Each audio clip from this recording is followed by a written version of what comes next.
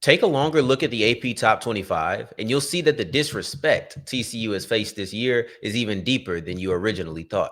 Oh, yeah, it's Locked On Horned Frogs. Play my music.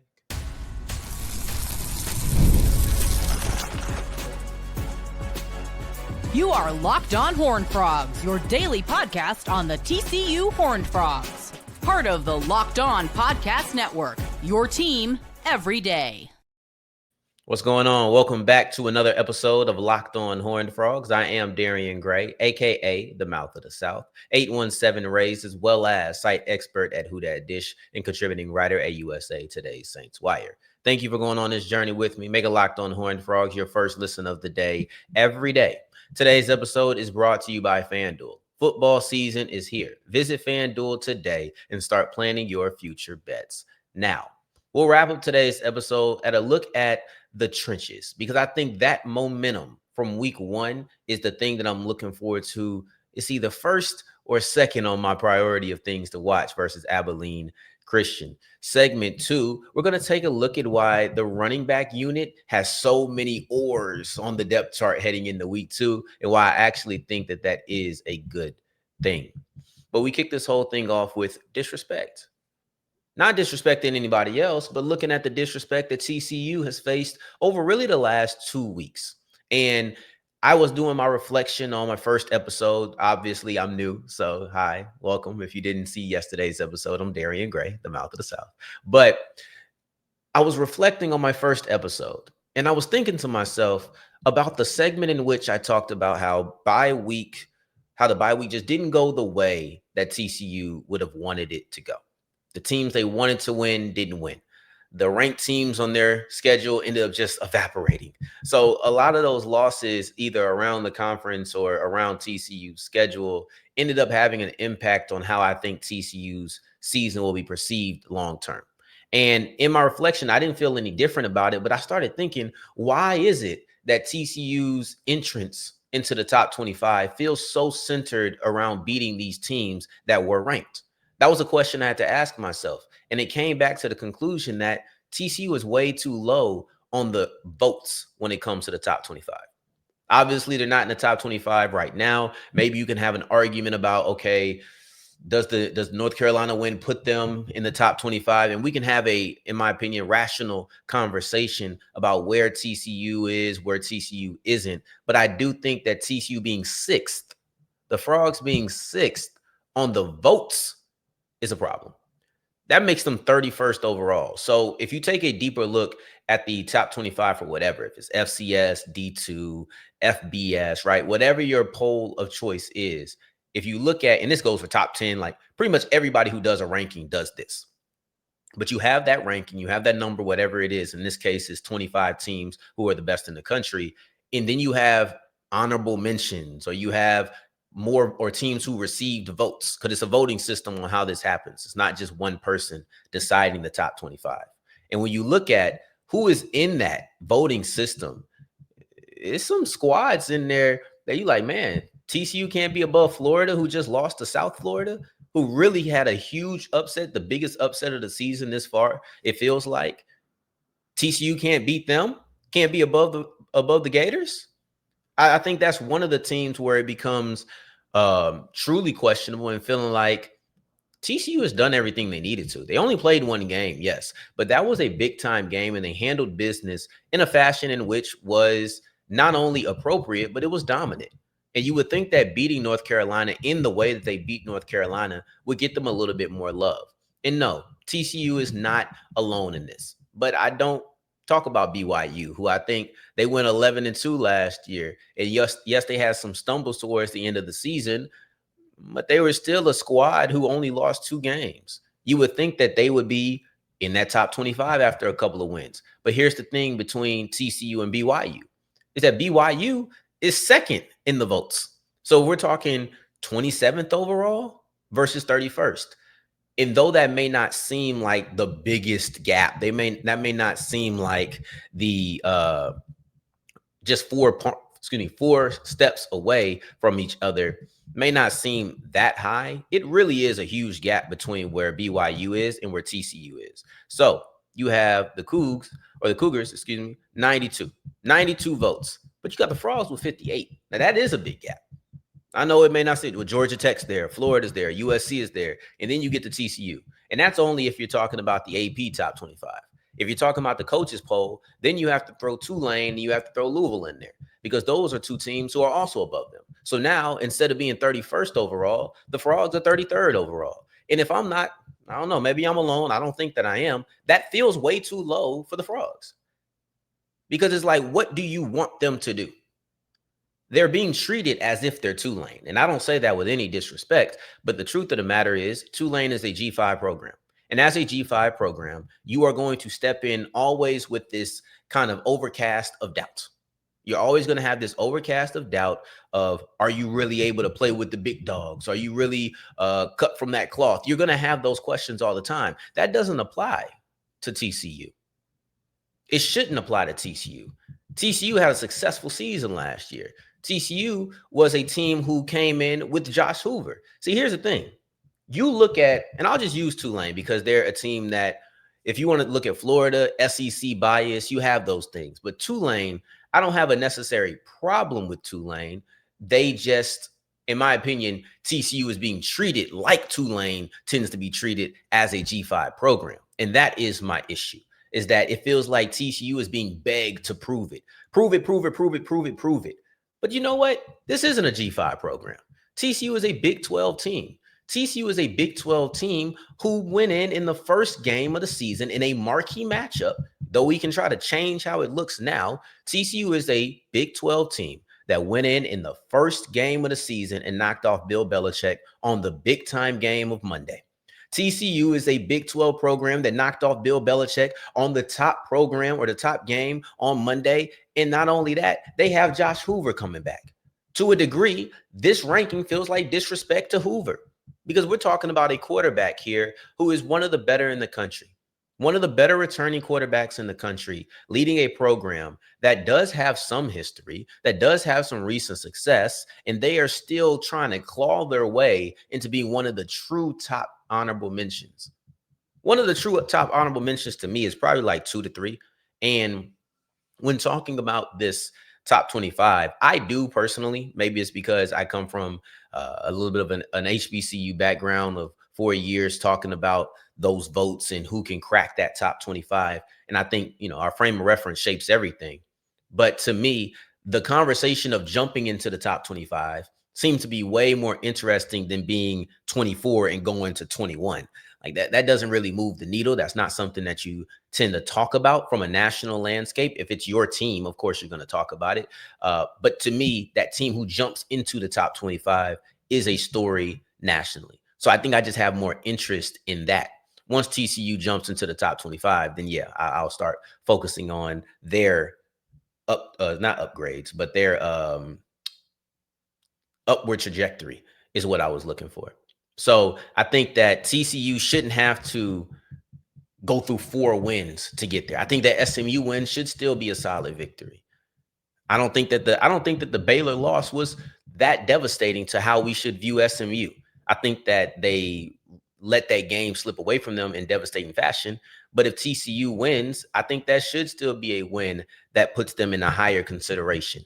The problem is they're so low on the honorable mentions. And as I was going to before I started trying to find my words, is that Josh Hoover is one of the guys who is one of the best quarterbacks returning in the country. And most times, I know it sounds overly simple, but these things tend to be overly simple. You get a little bit of a nod when you have a quarterback who is one of the best returning in the country. And you look at Hoover's stats, he's been one of the best guys at getting 20-plus yard completions. Some of that is deep shots. Some of that is getting your players in space. Is part of that is putting the ball on them in the right way so that they can run after the catch. It's a whole bunch of things that come from quarterback and also schematics of Coach Briles. But either way, Hoover has done that very well. You look at last year, he had 60 of them. This is after coming in midway through 2023, where he had 31 of these type passes, 60 completions over 20 yards. That's more than guys like Carson Beck. That's more than guys like Cade Klubnik. That's It was fourth in the country last year. And then over the last 3 seasons, if you include the games that have been played already this year, last year, and then 2023, this is fourth overall in the nation amongst quarterbacks who are active. So this is, to me, this is a shot at how Josh Hoover is being looked at. And this just continues the long line of disrespect that we've seen around TCU this season. No conversation going into the North Carolina game. You would have thought that it was legitimately a North Carolina scrimmage. You would have thought that if you ever played Madden back in the day, when you could just go to practice and it was you and nobody in front of you, that's how you would have thought it was. It wasn't even practice where you had the same team's offense and defense on the field. It was just the North Carolina offense going against nobody, running plays on air. That's how it was talked about going into the game. Leaving out of the game, you would say, yeah, North Carolina got embarrassed, but it was not TCU embarrassed North Carolina. You go in and you dominate Bill Belichick. You dominate North Carolina. And we can try to shape it up now. But going into that game, there was no expectation of TCU doing anything. There was no conversation around TCU even being there. So for you to go in and dominate and then still have no conversation around you outside of, oh, look, the social media team trolled Bill Belichick. That's it. No conversation about Barnes, no conversations about Dwyer, no conversations about Bud Clark, no conversations about Hoover, right? Like these weren't conversations that were being had. It was simply, wow, can you believe this happened to Bill Belichick? How about who was doing it to Bill? And now we sit here, and I understand they didn't play a game last week, so I'm not expecting much movement from there. But I take a deeper look and I'm like, man, you don't even think they're close to being one of the better teams.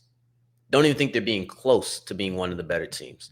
After what they did last year, after what they did at the beginning of the year, it just feels like they should be much closer.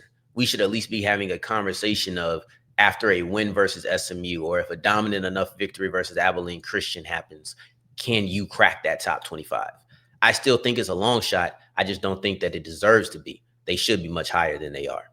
Now, as we push forward, we're going to look at a couple of reasons. We're going to look at a couple of reasons on why they should be, or one major reason, and 5 players that are included in that reason as we look at the Horned Frogs running back room that has no clear leader, just a bunch of or on the depth chart. We're going to take a look at that as we continue with Locked On Horned Frogs. Today's episode is brought to you by 5 Hour Energy. Time to fuel up and turn it up with 5 Hour Energy Transfusion. This grape, ginger, and lime-flavored shot brings the iconic taste of a golf course favorite to a non-alcoholic boost. Perfect for sinking birdies or making great memories with the friends. If it's a hole-in-one for your energy, you need to go to 5 Hour Energy. Whether you're out on the course, you just need a little extra. Maybe you're trying to get ready for the home opener versus Abilene Christian, and you had a long Friday out. Go ahead and take yourself a 5 Hour Energy shot. What's the wildest shot you ever made? What's the wildest experience you ever had at a Horned Frogs home game? These are all experiences that you can have again, no matter how you were feeling when you woke up. Golf is all about the good times with good people and good flavors. The grape ginger lime flavor of 5 Hour Energy Transfusion gives you the best parts of your clubhouse go-to without leaving the course or chasing down a bev cart. Now you can amp up the fun even more. Just buy and snap or enter for a chance to win a dream golf trip for 2 to any golf tournament in the USA. Tee up that trip. Visit 5hewin.com for full rules and entry. No purchase necessary. Excludes the Masters tournament and ends October 31st. Today's episode is also brought to you by FanDuel. And FanDuel is the only place where I would do any sort of wagering when it comes to college football, when it comes to pro football. We got NBA actually debuting very soon. It debuts in October. So we're not too far away from that either. Regardless of what your sport is, if it's futures, if it's week by week basis, maybe you want to look at what Hoover's numbers are against Abilene Christian. You can have that as well. Same with Barnes, who we'll talk about in a second. But either way, you go to FanDuel. It's simple.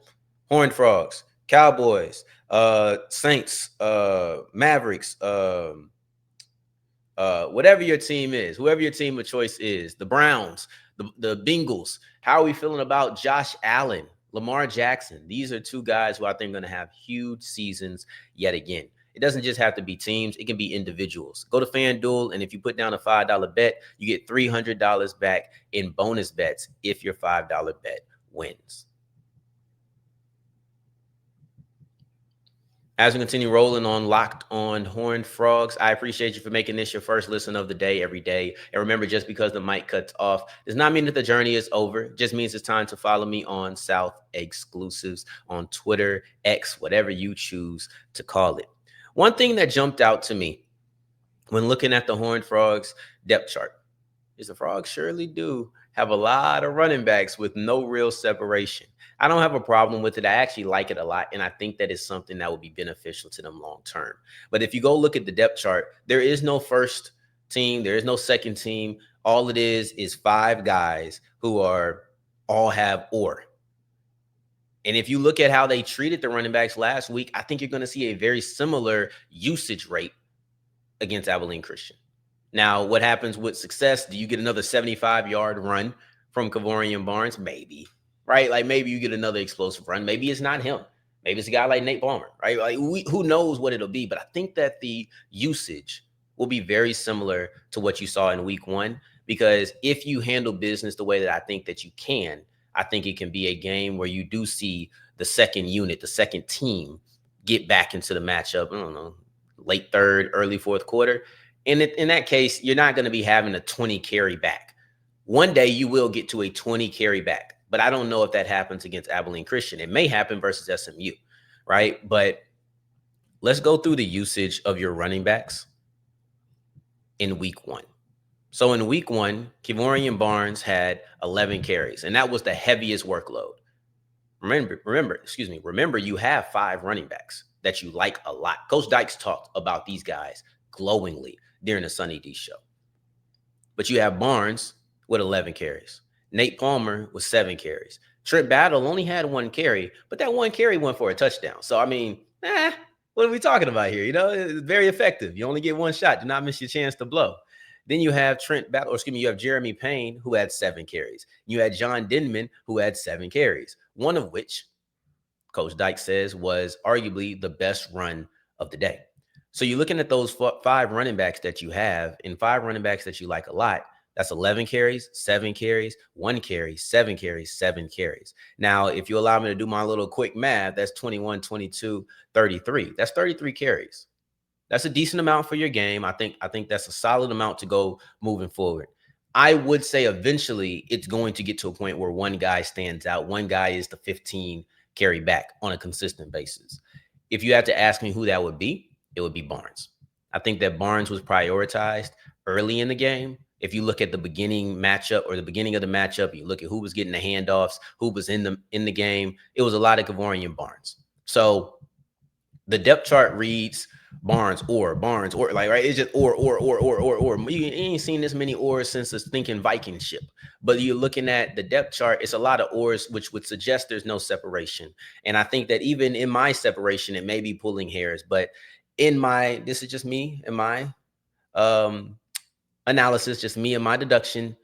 I think that Barnes, to me, is the clear number 1 guy. I think that he will show himself to be that. The reason I feel that way is I am a little bit partial to his bigger frame.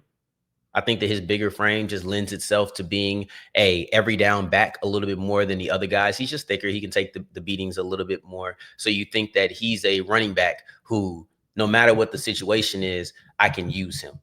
That's the reason I tend to lean towards him. The reason I tend to think that the Frogs are leaning towards him is because of just how he was used in the beginning of the North Carolina game. That latter part is a little bit more fluid because it's 1 game. To come in and say after 1 game with knowing how they're treating and how they feel about the running backs, to say they have a clear-cut number 1 after the usage, I don't think I can go that far. But that's a personal feeling of, hey, this is the guy who is built like an every down back. But yeah, Dykes also praised Payne's ability to be elusive in the open field and also catching the football. So I think that if I had to look at 2 running backs, it's Barnes and it's also Payne. And a lot of that comes from how Coach Dykes is talking, how Coach Dykes is thinking about using them, and then also just what I see from the player. Because not only is Barnes a really good runner, Barnes is also a guy who is a good pass blocker. That doesn't get talked about enough, I'll be honest. The ability to block, the ability to pass block takes the predictability away. A lot of times we say, oh, he's in there, he's a running back, he doesn't really know how to catch the football. Obviously, it's going to be a run, and that's a tell. That's a tip. You don't want to have those. You don't want to have tells and tips in your offense or your defense. Once we start seeing those, that's when teams get to picking you apart. So even if you want to take any sort of receiving out of the game for Barnes, he blocks well. And his ability to block allows you to not really say whether it's going to be a run or a pass. You may feel like they're going to keep him in a block, so you feel like you don't have to worry about guarding him necessarily or, covering him. Though I would say I think he's going to slip out and catch some passes still. He had 3 catches on the day. But if you're looking at him as a blocker, you don't have to worry about it, but you do still have to worry about if Hoover's going to drop back. That's the way I look at it. Speaking of blocking, speaking of Barnes, a big reason for his success was the great performance by the Frogs offensive line in week 1. But it wasn't just on the offensive side. The defensive trenches were really good as well. And I want to take a look at those and why that momentum should continue in week 3.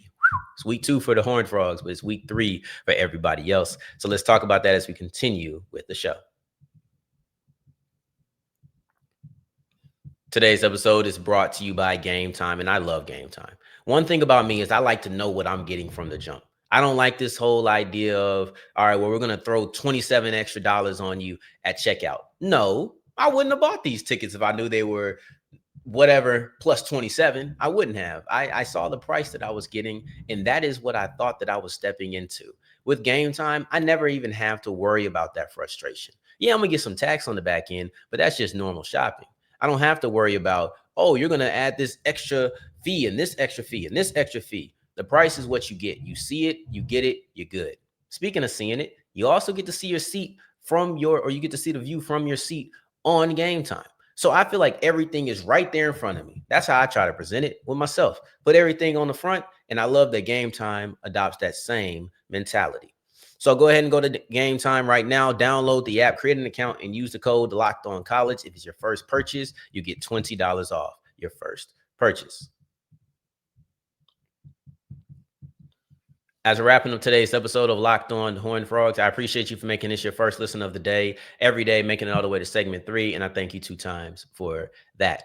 Thank you. Thank you. I'm loving that we're really starting to get into the flow. Obviously, second day. I ain't been out here that long, but I'm really starting to get more into the flow, and I hope that you are as well. It's new. I don't expect you guys to just jump straight to me, but I hope that you are enjoying the improvements, such as my miniature TCU helmet. I can't remember exactly who said it, but I do remember saying that the background is a work in progress. I still have some things coming up later, so we're gonna just be patient. We're gonna see the background get a lot better as time goes on. I didn't even think this would be here this soon, so maybe some of the things I want for the background get here quicker than I expected as well. But we've talked about the disrespect that TCU has faced from the polls. We've talked about the running back unit and how they have 5 people all listed as their number 1 running back. We have all of that, but at the same time, the trenches.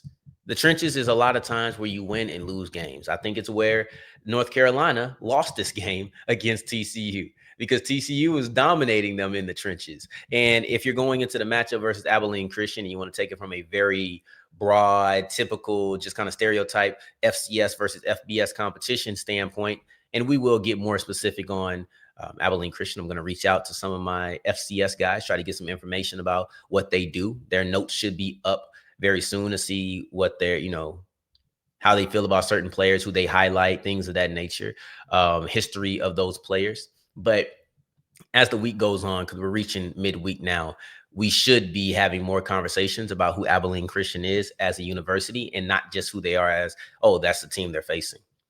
But whenever they do face Abilene Christian, after all of the babbling, when they face Abilene Christian, TCU's trenches need to continue their momentum. I really was a fan of what I saw from both the offensive line and also the defensive line. I'll start with the offensive line. And you know what? I was about to praise this, but I think I need to go in and really do a deep dive on how effective this play was. But the double guard pull, I thought the double guard pull was a very effective move for TCU. I remember seeing it early in the game. I remember seeing it on that big touchdown by Barnes in the beginning of the third quarter. But I need to go through and look at how many times they did it, how effective it was. And I'm going to come back with a tracking of that tomorrow. I think that's one of the things that we're going to talk about tomorrow. But in general, I thought that Hoover was clean. I thought that the running backs often had space. Yes, they had some contact early, but it wasn't a lot of we're rocking you in the backfield. You saw that on the other side. You saw the Frog defensive line be able to penetrate. You saw the Frogs defensive line make life really difficult for Gio Lopez. Yeah, so North Carolina had a really good first drive. And then when they switched over to Max Johnson, thought they had a good drive there as well. I won't even discredit it with the timing. The game was out of hand, but I'm not going to discredit it with the timing. To me, they had a good drive there. Cool. That's 2 good drives in the game. Outside of that, it was a lot of pressure. It was a lot of stuffing at the line of scrimmage. This was the exact game plan that you would want. All of these new faces, you want to be able to go in, punch them in the mouth. And I felt like that's exactly what the Frogs did. I felt like after that first, they got punched. But you know how they say everybody has a plan until they get punched in the mouth? Well, it looks like TCU still had a plan after getting punched in the mouth. And the plan was to punch you right back. That's what we call a fight. And some people don't know how to get punched in the mouth. And when UNC got punched in the mouth, guess what they did? They started retreating, and they continued to retreat. But TCU didn't let up. They kept pushing forward, closing the distance. And you seen guys like Oyewale. You seen guys like Denba. You seen guys like Zach Chapman, right? You seen guys penetrate the offensive line, get sacks, get run stops. You saw them open up opportunities for a guy like Austin Jordan to come off the edge. This was a very physical unit. The Deal brothers, one of which had a touchdown. I think it was Devin. Yeah, it was Devin that had a touchdown. But you saw a very physical unit against North Carolina. And if we're saying that the difference between FBS and FCS teams tends to be in the trenches more than anything else, it would, I think, behoove TCU to maintain that same level of physicality. We talk about a trap game. That is something that I think is going to be prevalent all week long, thinking about a trap. I don't think they fall victim to it. I think that Dykes has them pretty centered. I think that Dykes has them pretty, they're not reading their press clippings. That's what it feels like to me, to use a cliche. So I think that they'll be ready. And part of being ready to me is continue to move teams off the line of scrimmage on offense. I thought they did a really good job of that in the run game. It showed more in the run game than the pass game, but I thought they did well in both factors. I think it was just a little bit more obvious when you have a 75-yard run, when you have a 28-yard touchdown run, when you have longer runs. It's like, okay, yeah, the offensive line is opening up some pretty good holes on the day. On the defensive line, I thought they did a great job pushing the pocket. I thought they did a good job penetrating the offensive line to stop runs. In that middle was very ferocious. You've seen a lot of 92s, some 97. Like you saw some players pop up and really make a difference. That needs to continue. I don't look at this as a warm-up game. I don't want to be disrespectful to Abilene Christian, but when I say that TCU should win this matchup, I say that with confidence and conviction. I don't think that there's any disrespect involved in that. This is a game that TCU is supposed to win. And if they can win in the trenches, they'll win this game. On tomorrow's episode, like I talked about, we'll talk also at the point that you guys are listening to this, I'm editing is 10:44. So Coach Dykes will be talking by the time that you hear this. But I do want to hear Kavorian Pipton, who returned to practice. I would like to see if there is a plan to use him this week and also how utilized that he will be. That's somebody who I'm interested in, as well as just other things that Coach says during his presser. We'll bring that into Wednesday's episode. In the meantime, in between time, until the next time that we hear each other, family, take care, stay blessed. Peace.